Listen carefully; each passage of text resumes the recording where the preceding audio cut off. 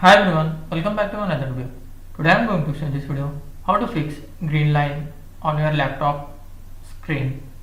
So before going to start the video, if you are not subscribed to my channel, please subscribe. So let's start the video.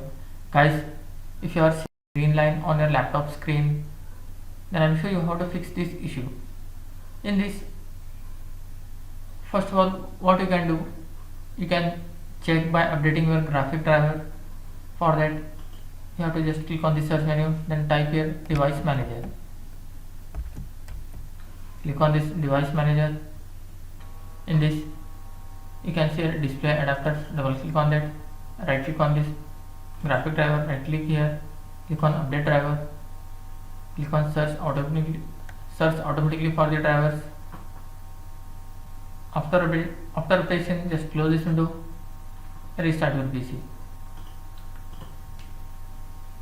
After that, you can check whether the green line has been disappeared or not. If you are seeing green line still, so what you have to do, you have to just connect your laptop to an external monitor using, if you have any VGA port or HDMI port on your laptop, just connect through HDMI or VGA cable through external monitor. So if you are seeing line on your external monitor, then this is the problem with your motherboard.